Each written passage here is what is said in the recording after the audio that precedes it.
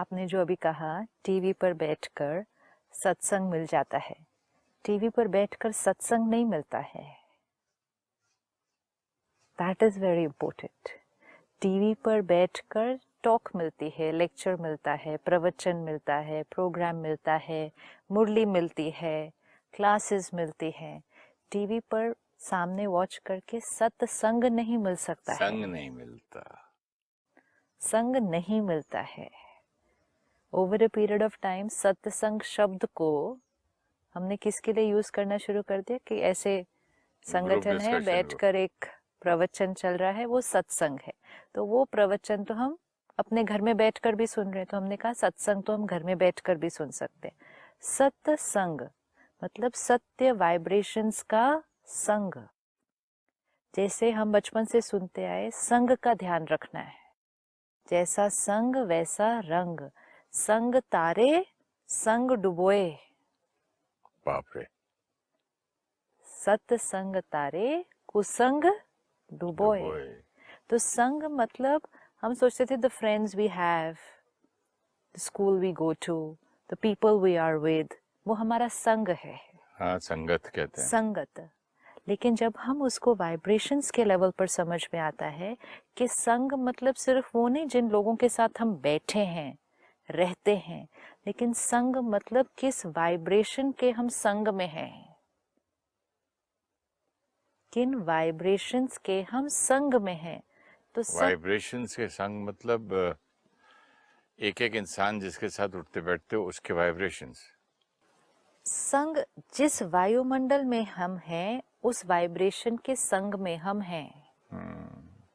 अगर आप, जैसे आपने पिछली बार कहा, आप मंदिर भी गए, अकेले गए हैं, लेकिन संग आपको कौन सा मिलेगा वहां जाके? उस मंदिर के वाइब्रेशंस का आपको संग मिलेगा। जो जो भगवान को याद करने आया है, जो जो प्योर पीसफुल थॉट्स लेकर वहां आया है, उस मंदिर के अंदर आरती हुई, भजन हुई, पूजा हुई, तो उस मंदिर में वाइब्रेशन कौन सी है? जैसे ही आप उस मंदिर में गए, आपको वो वाइब्रेशन का संग मिल जाता है, even if you are alone. तो संग is not about always being physically with people, कि जिनके साथ हम रह रहे हैं, उठ रहे हैं, बैठ रहे हैं, घूम रहे हैं। संग मतलब वाइब्रेशंस। इसलिए हमें बहुत ध्यान रखना चाहिए कि हम कहाँ कहाँ जाते हैं। हम सिर्फ जा नहीं रहे, हम वहाँ की वाइब्रेशन को भी अपना बना रहे हैं, और जब तक हम वहाँ जाकर वापस आएंगे वो वाइब्रेशन हमारे ऊपर असर डालेंगे।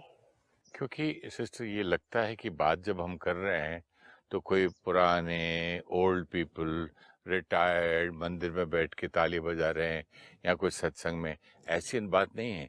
जो आपने एक सुंदर लाइन लास्ट टाइम हमने पढ़ी थी कि this is physics not philosophy, this is not philosophy but physics, it's science. Frequency है। अगर आप एक हाई फ्रीक्वेंसी के पास जाकर बैठेंगे तो आपकी फ्रीक्वेंसी भी क्या हो जाएगी?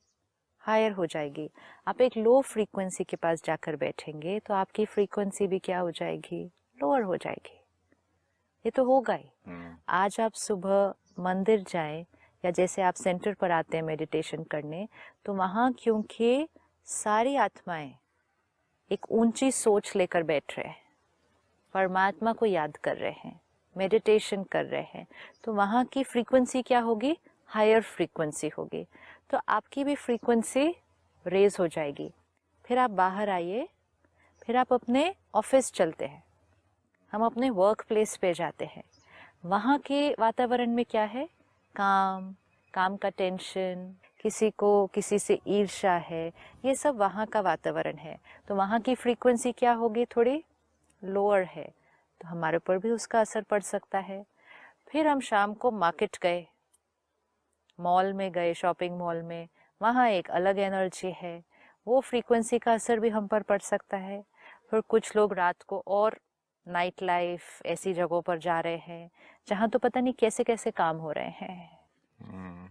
जब हम ऐसे स्थानों पर भी जाते हैं, इवन अगर हम उन काम का हिस्सा नहीं है, हम कोई गलत काम नहीं कर रहे हैं, लेकिन हम ऐसे स्थान पर जा रहे हैं जहां बहुत गलत काम हो रहे हैं, जिसकी फ्रीक्वेंसी बहुत बहुत लो है, तो जब हम लो फ्रीक्वेंसी के जगह पर जाकर आधा पौना 1 घंटा बैठेंगे भी तो उसका असर हम पर हो जाएगा।